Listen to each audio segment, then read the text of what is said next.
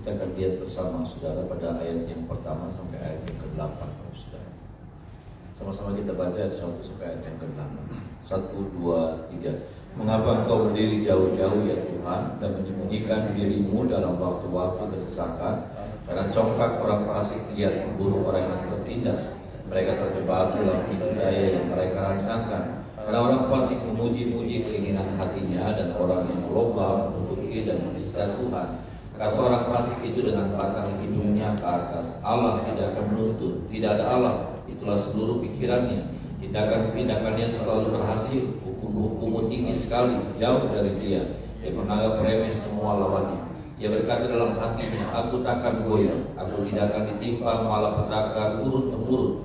Mulutnya penuh dengan sumpah serapah, dengan tipu dan penindasan. Dari lidahnya ada kelaliman dan kejahatan. Ia duduk menghadang di gubuk-gubuk, di tempat yang tersembunyi. Ia membunuh orang yang tak bersalah, matanya mengintip orang yang. Saudara, kita melihat tentang pasal yang ke-10 ini tentang orang fasik. Ya. Ternyata tantangan yang paling berat buat Daud adalah ketika dia harus berhadapan dengan orang fasik, saudara. Ya. Orang fasik. Banyak musuhnya Daud. Musuh-musuh yang menjadi bangsa-bangsa di luar Israel, bangsa-bangsa kafir yang menyembah berhala. Tapi juga ada musuh-musuh yang seperti dalam pasal yang ke-10 yang disebut dengan musuh-musuh orang fasik, ya, saudara. Musuhnya Daud adalah orang fasik. Siapa ini orang fasik? Orang-orang yang ada dalam Israel, ya saudara. Bangsa Israel, tetapi kelakuannya tidak seperti yang seharusnya, ya. Mereka umat Tuhan, tetapi hidupnya berbeda dengan apa yang menjadi maunya Tuhan. Itulah orang fasik.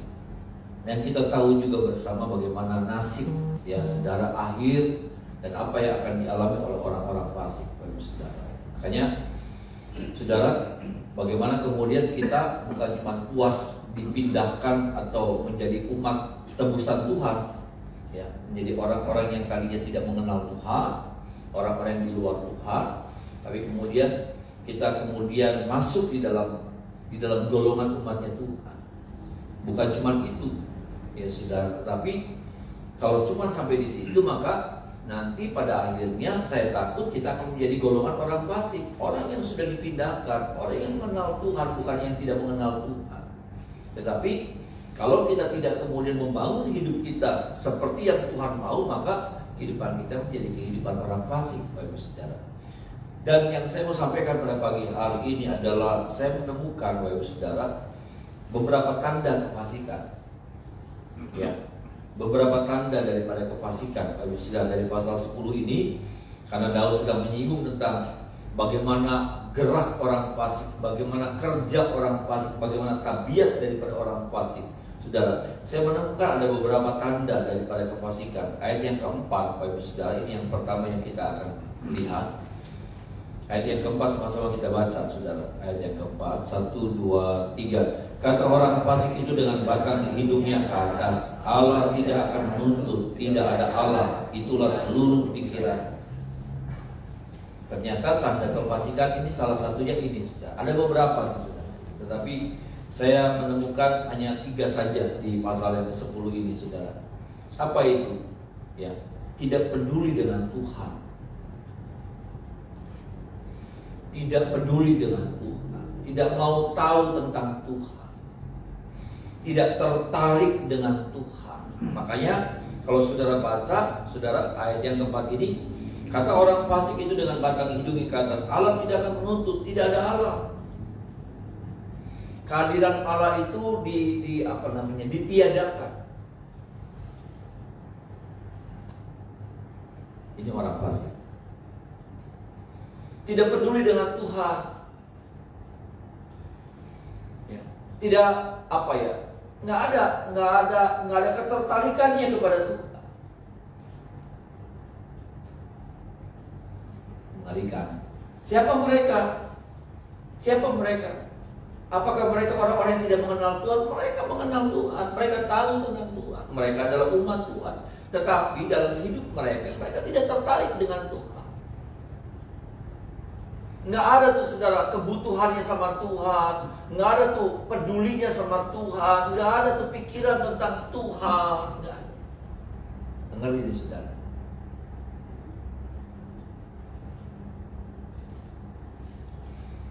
Ngeri. Ya. Umat Tuhan, tetapi nggak ada tertariknya sama Tuhan, nggak ada pedulinya sama Tuhan, nggak ada apa yang namanya ya hasrat kepada Tuhan, nggak. Dan maaf, saya harus katakan bahwa terlalu banyak orang-orang Kristen anak Tuhan yang hidupnya seperti itu. Puji Tuhan, pagi ini sebagai tanda ketertarikan saudara, kebutuhan saudara sama Tuhan, saudara datang tiap pagi kepada Tuhan. Ada amin saudara. Sudah menghampiri Tuhan. Ada orang-orang yang 1 minggu 1 kali saja ibadah, rasanya udah kelebihan gitu. 1 minggu 1 kali ibadah kayaknya udah kelebihan. 2 minggu sekali ibadah kayaknya juga kelebihan. Ngeri kan? Ngeri. Bahkan ada orang-orang yang bilang 1 bulan 1 kali ibadah juga, terlalu memberatkan. Apakah saya berada-ada berlebihan? Enggak, banyak. Enggak peduli, kenapa? Karena memang dia tidak peduli sama Tuhan. Dia nggak tertarik sama Tuhan. Buat dia datang sama Tuhan, beribadah sama Tuhan itu aja buang-buang waktu.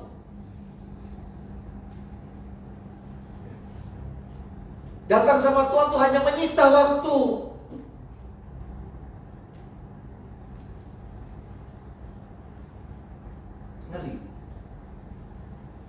Ngeri sudah. Dan saya mau bilang, ada banyak saya menemukan orang-orang yang seperti ini. Kalaupun dia ibadah, sebetulnya ibadahnya hanya menjadi sebuah rutinitas. Kalaupun dia ibadah, ini beda lagi nih saudara. Ada yang orang ibadah, tapi sebetulnya nggak tertarik sama Tuhan. Jadi sepanjang ibadah, hatinya nggak tertuju sama Tuhan. Hatinya tertuju sama HP. Waktu saatnya pujian, yang harusnya dia berikan sesuatu kepada Tuhan sebagai ucapan syukur, ungkapan syukur buat kebaikan Tuhan, nafas hidup, pertolongan Tuhan, berkat Tuhan, kesempatan hidup yang Tuhan masih beri sama dia. Enggak ada tertariknya dia sama Tuhan. Buat dia membosankan. Sama ketika dia juga masuk dalam bagian firman Tuhan, membosankan. Sibuk sama nggak tahu buka. Maaf saudara. Maaf, kita harus mendisiplinkan diri saudara. Kita harus mendisiplinkan diri, karena kalau tidak, nanti ibadah kita juga kayak gitu.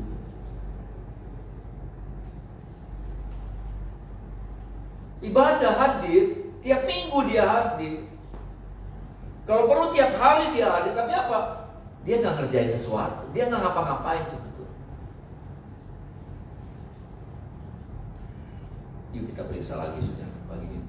Jangan sampai tanda yang pertama ini ternyata ada sama kita. Jangan sampai. Amin, saudara. Amin. Jangan sampai tanda yang pertama ini ada sama kita. Nggak ada lagi ketertarikan kita sama Tuhan. Karena gini loh saudara, ya saya mau bilang begini, iblis memakai dunia. Iblis memakai dunia untuk memalingkan perhatian. Iblis memakai dunia untuk apa? Sedang bekerja untuk apa? Mengalihkan perhatian.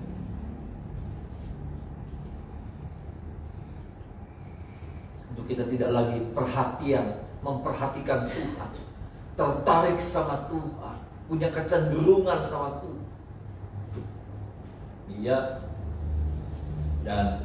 Dia bekerja kepada siapa saja, semua orang, termasuk saya. Dia seringkali bekerja untuk memalingkan perhatian saya dari Tuhan. Kenapa? Ada sesuatu daya tarik yang lain yang dia tawarkan kepada saya. Ada sesuatu yang dia sodorkan kepada saya. Untuk apa? Memalingkan wajah saya, hati saya dari itu. Ini. Ada orang-orang yang seperti itu. Tapi ada orang-orang yang nggak kelihatan, yang tadi yang dari contoh yang kedua tadi saya katakan. Ada orang-orang yang betul-betul enggak gitu, enggak ibadah, enggak tertarik sama Tuhan. Tapi ada orang-orang yang sepertinya datang ibadah, tapi sebetulnya hatinya menjauh, seperti firman Tuhan kata, menjauh dari itu. Tubuhnya ada, tapi apa? Hatinya nggak ada. Hatinya nggak tertuju sama Tuhan. Saudara, upayakan setiap kali kau beribadah, hatimu tertuju kepada Tuhan. Ada amin. Berdoa. Saya melihatnya begini. Waktu saudara mau beribadah, berdoa, Tuhan, tolong saya, mampukan saya untuk saya ibadah ini menjadi ibadah yang menyenangkan hati Tuhan. Saya hadir dalam ibadah dan kehadiran saya ini menyukakan hati Tuhan. Dan sehingga saya bisa merasakan lawatan Tuhan, hadirat Tuhan dalam ibadah yang saya hadir. Ini yang pertama, saudara. Yang pertama, adakah kita sudah lolos nih, saudara, di tanda yang pertama ini? Yang kedua yang saya lihat, saudara, ya, ayat yang ke-6, coba kita baca sama-sama ayat yang ke-6. Ayat yang ke-6, 1, 2, 3. Ia berkata dalam hatinya, aku takkan goyah, aku tidak akan ditimpa malapetaka turun menurun. Apa sih, saudara? Ya, dia berkata, saudara, ya, dia berkata, aku takkan goyah, aku tidak akan ditimpa malapetaka turun temurun. Percaya kepada diri sendiri. Dan tahukah saudara bahwa hal yang seperti ini yang sedang yang sedang dunia ajarkan sama kita, percaya sama diri sendiri. Makanya yang saya tahu, ya, saudara, di kelas-kelas motivasi selalu diajarkan, saya bisa, saya mampu, saya pasti bisa. Saya, selalu saya. Saya pasti bisa, saya mampu, saya. Alkitab nggak ngajar sama kita seperti itu. Alkitab bilang begini, ngajar sama kita begini, saya bisa kalau Tuhan bersama dengan saya. Amen. Ada amin? Alkitab ajarkan, yang firman Tuhan ajarkan sama kita, kalau kita bersama dengan Tuhan, pasti kita bisa bilang amin, saudara. Dengan Allah kita melakukan perkara-perkara yang gagah perkasa. Tapi tanpa Allah kita bukan siapa-siapa. Bisa bilang amin, saudara. Makanya Yohanes pasal 15 bilang begini, di luar aku kamu tidak bisa berbuat apa-apa. Yohanes pasal 15. Kalau aku di dalam kamu dan kamu di dalam aku, kamu berbuah banyak dan kamu berbuah tetap. Bisa bilang amin, saudara. Bukan cuma berbuah, tapi berbuah banyak. Bukan cuma berbuah banyak sesaat, nanti kapan nggak ada lagi. Ada orang seperti itu, fenomenal. Saya melihat ada terlalu banyak hidup yang fenomenal. Saya melihat ada banyak gereja yang fenomenal. Waduh, berkembang, hebat, gede, dari daya tarik yang luar biasa. Ya saudara, tapi kemudian apa yang terjadi? Setelah beberapa waktu, setelah beberapa tahun, taruhlah itu 10 tahun, taruhlah itu 15 tahun, tenggelam. Saudara, dan di firman Tuhan buat kita bahwa, ya, dari kemuliaan kepada kemuliaan. Ada amin, saudara. Dari waktu kepada waktu kita terus dimuliakan sama Tuhan. Percaya. Saya percaya itu. Saya percaya janji Tuhan ini berlaku buat saya dan juga berlaku buat saudara. Ada amin, saudara. Kalau apa? Kalau hidup kita mengandalkan Tuhan, bukan mengandalkan diri sendiri.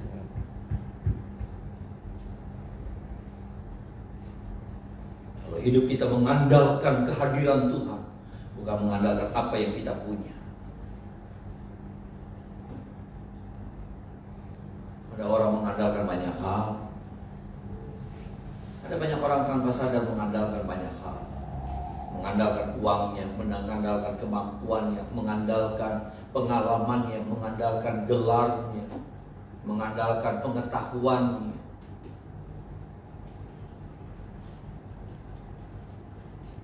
mengandalkan koneksinya. Dia kenal sama ini, dia kenal sama itu, dia kenal sama siapa, dia kenal. Andalkan Tuhan. Engkau tidak pernah dipermalukan sama Tuhan. Amin. Andalkan Tuhan. Maaf, saya harus bilang, saya sampai hari ini kalau saya ada, itu karena saya belajar mengandalkan Tuhan. Karena saya tahu di luar Tuhan saya bukan siapa-siapa dan tidak bisa apa. Dan maaf, Tuhan sudah lihat hidup saya. Saya bukan siapa-siapa. Saya nggak pintar. Saya nggak pintar. Saya bukan seorang ahli dan apalah sama sekali. Tapi saudara jadi saksinya. Karena saudara jemaat Tuhan yang Tuhan percayakan kepada saya untuk saya layani. Saya di tengah-tengah keadaan yang bagaimanapun, saya melihat, saya alami, saya dipelihara Tuhan luar biasa. Baik hidup saya pribadi, rumah tangga saya, pelayanan yang ada, karir pelayanan saya. Karena saya belajar mengandalkan Tuhan. Saya tidak mengandalkan apa yang saya andalkan. Memang saya nggak ada yang mau diandalkan. Gak ada yang bisa saya andalkan. Tapi disitulah Tuhan suka waktu saya dan saudara belajar mengandalkan Tuhan. Ada amin saudara. Waktu kita bilang begini, Tuhan, Tuhan jangan tinggalin Tuhan. Tuhan, tolong sertai saya. Saya bukan siapa-siapa. Saya nggak bisa apa-apa. Tuhan, tolong saya. Tuhan suka. Maka firman Tuhan kata, diberkatilah orang yang mengandalkan Tuhan. Ada amin. Engkau punya pengalaman betul-betul. Saya juga sampai hari ini saya punya pengalaman. Saya punya pengalaman. Kurang lebih sudah 30 tahun, hampir 35 tahun saya melayani. Hampir 35 tahun saya melayani.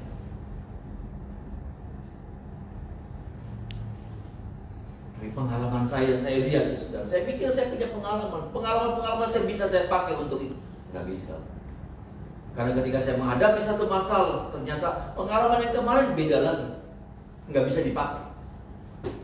Dan saya melihat begini, Tuhan selalu punya cara yang baru untuk menolong saya. Ada amin saudara.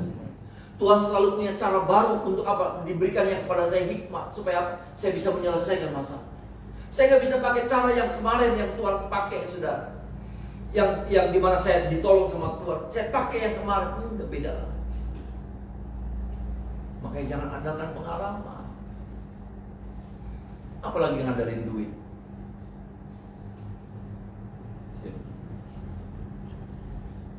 Apalagi ngandalin duit. Ekonomi jadi sesuatu yang, makanya firman Tuhan ngajar sama kita bagaimana berdiri saudaraku, membangun sesuatu di atas sesuatu yang tidak tergoyahkan. Kerajaan yang tidak tergoyahkan. Kerajaan siapa yang tidak tergoyahkan? Hanya Yesus, hanya Tuhan kita yang tidak tergoyahkan. Ada amin saudara. Yang lainnya tergoyahkan. Yang lainnya tergoyahkan. Saudara mau bangun di atas apa?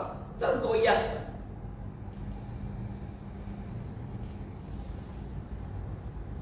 Fasik, tanda daripada kefasikan, percaya kepada diri sendiri. Saya bisa, saya mampu. Alkitab tidak pernah ajar sama saya dan saudara begitu. Betul kita harus punya optimistis, tapi optimistis kita kenapa? Karena ada Tuhan yang menyertai saya dan saudara. Ada amin. Optimistis saya kalau Tuhan ada bersama dengan saya. Itu aja.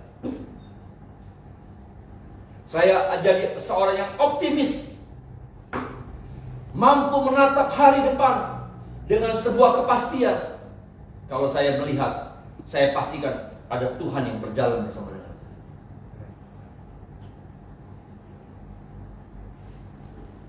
Saya seringkali bilang, bukan cuma saudara yang bersaing, pekerjaan Tuhan juga bersaing. Bersaingnya ketat, bersaingnya hebat. Bahkan seringkali cara-cara dunia, kita gereja ajarin saudara jemaat yang berdagang, yang bekerja, pakai cara-cara firman. Gereja pakai cara-cara dunia. Buat ngerebut jemaat, buat ngerebut jiwa, pakai cara-cara dunia.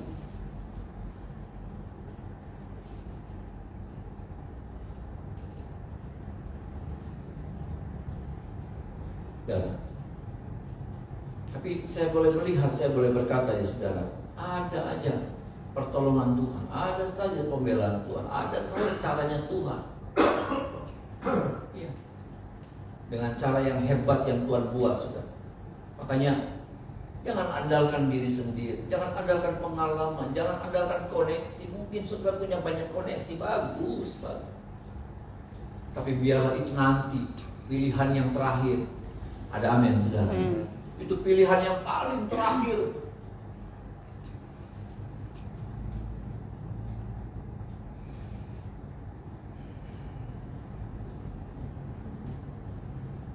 Pilihan utama kita. Dan yang pertama yang utama, kita andalkan Tuhan dalam hidup kita. Kalau Dia belum tolong kita, kita tunggu terus. Saya belajar seperti itu. Kalau Dia belum tolong saya tunggu terus. Sampai apa? Sampai Dia tolong saya. Karena saya harus berkata, Dia pasti tolong saya dan saudara. Ada amin, saudara. Dia pasti tolong saudara. Tepat pada waktu. Saya alami itu, saudara.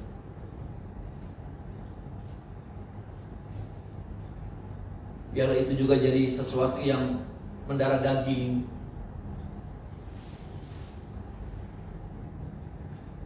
Itu jadi mendarah daging dalam hidup saudara dan saya. Dan kalau saudara lakukan ini menjadi gaya hidup kita, maka saya akan bilang ke saudara, jangan takut dengan hari esok, dengan semua perubahan-perubahan. Kenapa? Karena kau pasti dibela sama Tuhan. Kau pasti dibela sama Tuhan. Saya melewati banyak perubahan-perubahan dalam hidup pelayanan. Saya nggak pernah juga dibilang expired, nggak pernah dibilang oh ya udah bukan zamannya. Ada kan saudara orang dengan istilahnya bilang oh udah bukan zamannya. Oh lagi kan sih zamannya toko kian. Sekian sih zamannya duduk toko kian, main toko kangkuan. Lagi 10 tahun yang lalu tuh, lagi 15 tahun yang lalu toko kian ikan rame zamannya. Saya nggak mau, saudara. Saya bilang sama Tuhan, saya nggak mau. Saya akan tetap mengasihi Tuhan, saya akan tetap mengandalkan Tuhan. Dan jangan biarkan saya ngalamin hal yang seperti itu. Dimana orang bilang, wis pragatan, wis wisanang, wis eranya udah berakhir. Karena saya lihat ada orang-orang hebat yang terus hebat sampai matinya. Biarlah kita ngalamin hidup yang seperti itu ya saudara. Hidup yang selalu ngalamin kebaikan, anugerah, kemuliaan Tuhan yang gak pernah habis-habis. Mungkin saya bilang punya tua, pagamus tua, enggak. Betul, makanya kita ini terbatas, usia kita terbatas, otak kita terbatas, pikiran kita terbatas. Tetapi saya percaya Tuhan kita tidak terbatas, bukan? Amin, saudara. Kita bukan Tuhan yang terbatas. Kalau boleh bilang umur udah, iya saya juga ngakuin umur saya sudah umur yang segini udah kadang-kala udah rada.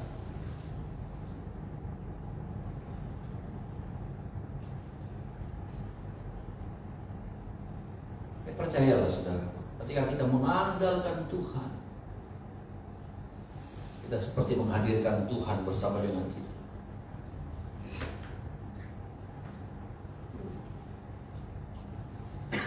Saya melihat hidup saya dan banyak orang-orang dalam Alkitab atau orang-orang di sekitar kita, orang-orang yang mengandalkan Tuhan hidupnya beda.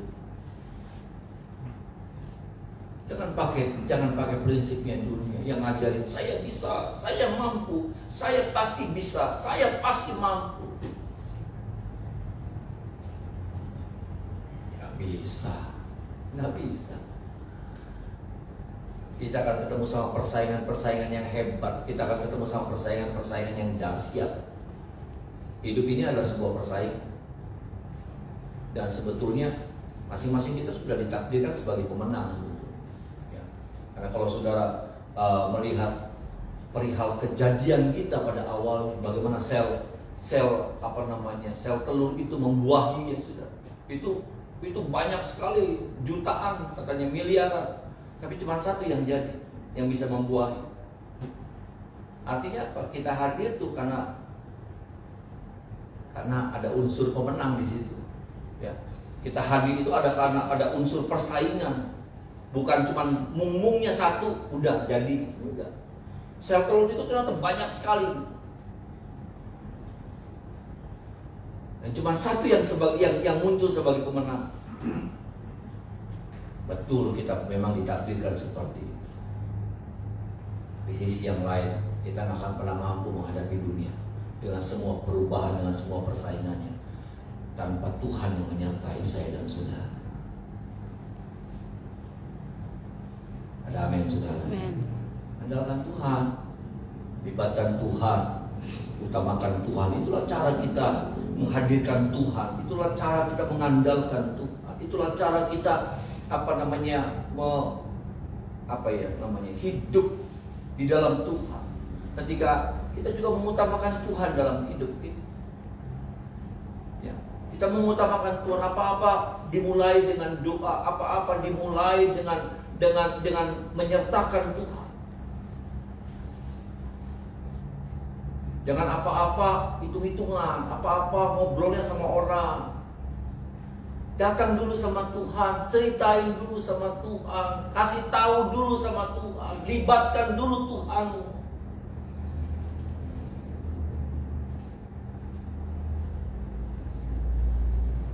Tuhan. Ini bagian yang kedua. Bagian yang ketiga, saudara, ayat 8 dan ayat yang ke-9 kita tambahkan, saudara. Ayat 8 dan 9. Sama-sama kita baca, saudara. Ayat 8 dan 9. 1, 2, 3. Dia duduk menghadang di gubuk-gubuk di tempat yang tersembunyi. Dia membunuh orang yang tak bersalah. Makanya mengintip orang yang lemah. Ia mengendap di tempat yang tersembunyi seperti singa dalam semak-semak. Ia mengendap untuk menangkap orang yang tertindas. Yang menangkap orang yang tertindas itu dengan menariknya dalam jaringnya. Tanda kefasikan yang ketiga apa, saudaraku? Gak punya belas kasihan. Ya. Tadi kalau kita lihat, saudara, selalu ya saudara, kalau saudara melihat tentang kebenaran hidup itu selalu hubungannya tentang seperti salib gitu. Hubungan sama Tuhannya beres, hubungan sama sekitarnya juga beres. Tadi poin pertama, tidak peduli dengan Tuhan, itu tentang Tuhan, tentang hubungan kita. Ya, ke atas. Apa? Percaya kepada diri sendiri, jangan percaya kepada diri sendiri juga hubungannya ke atas. Tapi kalau bagian yang ketiga, poin yang ketiga ini nggak punya belas kasihan, ini bisa tentang kiri kanan depan belakang. Yang katanya kalau melihat orang lemah, bukan berpikir untuk menolong, bukan berpikir untuk membantu, tapi yang ada apa? Berpikir jahat, menjerat, memanfaatkan.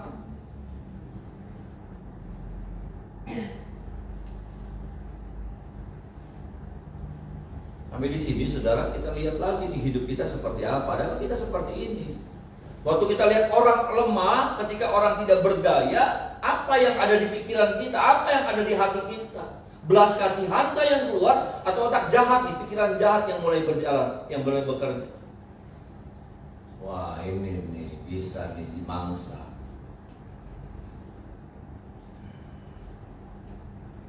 Ini nih peluang. Saya percaya selalu hidup ada peluang, tapi bukan seperti itu yang disebut dengan peluang. Amin. Peluang bukan seperti itu. Ada peluang-peluang, tapi nggak gitu caranya, nggak gitu.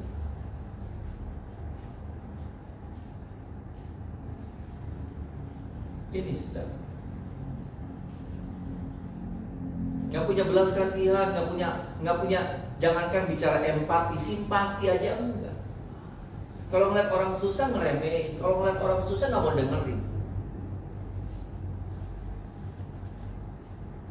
Kalaupun didengerin, ya itu yang tadi saya katakan, cari peluang, cari kesempatan.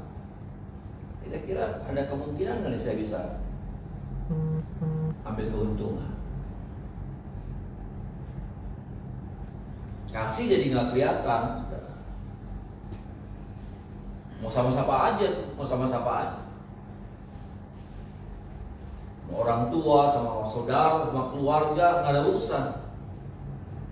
Selalu berpikir tentang untung rugi. Sama Tuhan juga nggak peduli, ya.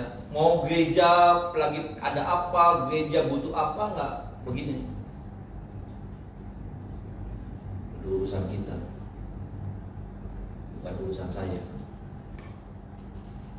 Gereja ada apa, peduli. Nggak punya belas kasihan, maaf nih saudara, maaf. Nggak punya belas kasihan. Nggak ada yang namanya lalu kemudian bilang beli tergerak. Semua orang kalau nurutin hatinya nggak tergerak. Betul nggak saudara? Melihat orang susah nggak tergerak. Kenapa? Karena kita akan bilang begini, kita kayak lagi susah. Ada orang perlu ditolong, kita akan bilang begini, kita lagi perlu ditolong.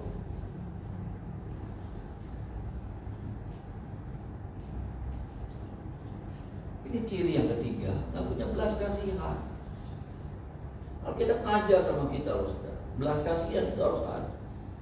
Salah satu tanda daripada orang benar adalah ada dimiliki yang namanya belas kasihan, kasih. Buah roh itu salah satunya itu saudara.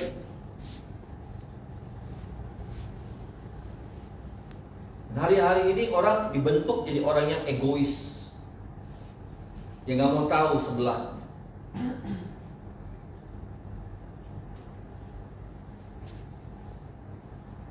Tolong kita ya saudara, supaya iman ini paling tidak mengingatkan kita kalau sampai dalam diri kita ada tanda-tanda daripada kefasikan, maka kita minta tolong sama Tuhan supaya itu dirubah sama Tuhan, dan kita juga berjuang untuk bisa merubah hidup kita.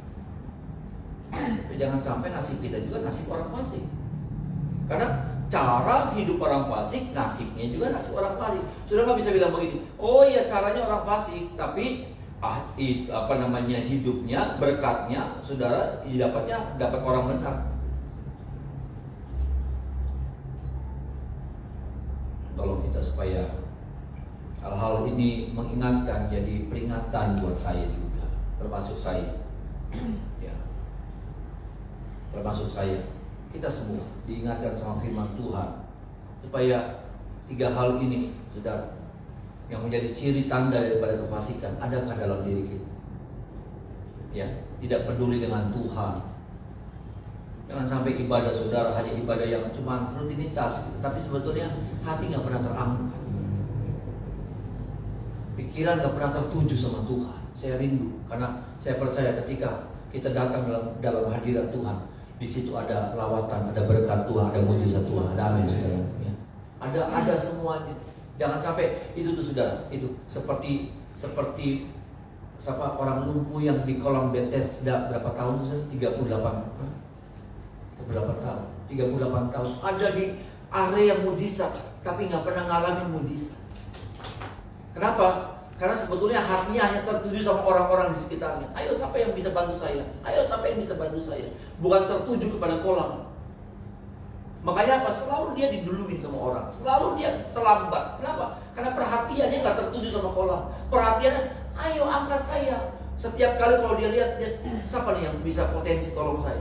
Siapa nih? Ada orang yang bisa potensi tolong saya. Hatinya, matanya, pikiran cuma tertuju sama orang-orang di sekitarnya yang bisa tolong, diharapkan bisa tolong dia. Bukan tertuju kepada kolam Bethesda. Sehingga ketika goncangan datang, dia bingung mesti ngapain. Orang yang dia harapkan nggak datang ke saya, nggak datang nolongin dia.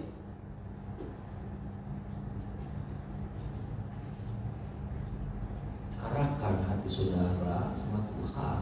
Tiap sudah ibadah, pertolongan pasti datang buat saudara dan saya. Ada amin saudara.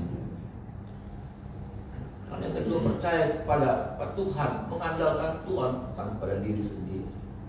Dan yang ketiga, jangan sampai kita nggak punya belas kasihan. Biar kayak belas kasihan itu ada sama. Apapun, berapapun, paling tidak.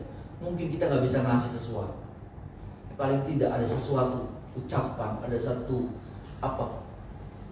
perilaku kita, perbuatan kita yang bisa menguatkan, bisa menopang, bisa menghibur. Mari kita menyembah Tuhan.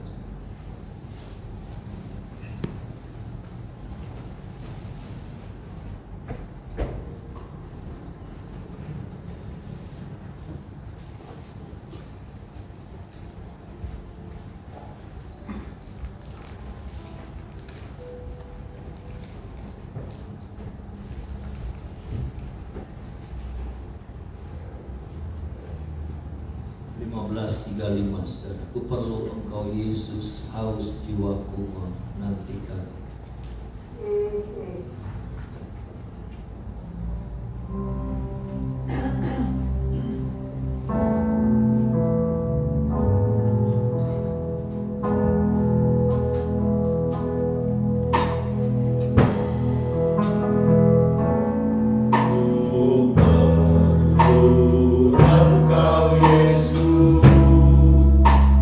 Haus jiwaku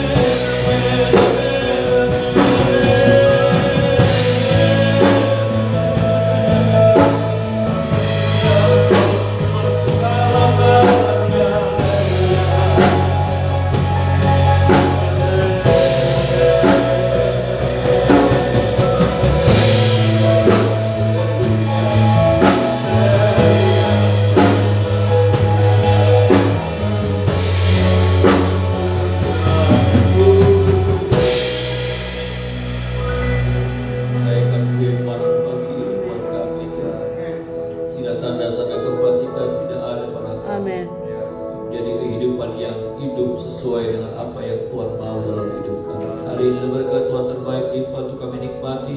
Anak-anak kami diberkati, mereka sekolah berkuliah, masih balita, berdagang, bekerja, berumah tangga, guru rumah tangga diberkati pagi hari dengan darah Yesus. Rumah tangga kami, istri, suami, anak-anak kami, pekerjaan, kesehatan, ujur kami, seluruh kepemilikan kami diberkati pagi hari dengan darah Yesus. Bangsa negara kami Indonesia diberkati, kota kami Cirebon diberkati, kami rindu kami pulang dari tempat ini. Kami jadi berkat dimanapun kami berada. Pekerjaan Tuhan di keturunan diberkati, maka bilangan jiwa yang ada, jiwa-jiwa yang rindu bertumbuh mengatur lebih dalam kirim bersama kami tempat ini. Bahkan semua gereja-gereja Tuhan kota Cirebon semuanya diberkati oleh Tuhan. Dan kami arahkan buat setiap jiwa-jiwa yang kami doakan di dalam nama Tuhan Yesus, keselamatan yang daripada Tuhan jadi bagian mereka yang dalamnya ada orang tua, papa, mama, kakak, adik kami, keluarga kami, sanak saudara kami, kenalan kami, Tuhan, cucu-cucu kami yang belum selamatkan mereka oleh anugerah Tuhan yang besar. Tangan kami yang terangkat pagi hari kami percaya, tangan kami limpah dengan berkat Allah, kemuliaan Allah jadi bagian kami sepanjang hari ini. Kami sambut hari yang baru berjalan bersama dengan Tuhan dalam nama Tuhan Yesus. Haleluya. Amin. Pagi Tuhan.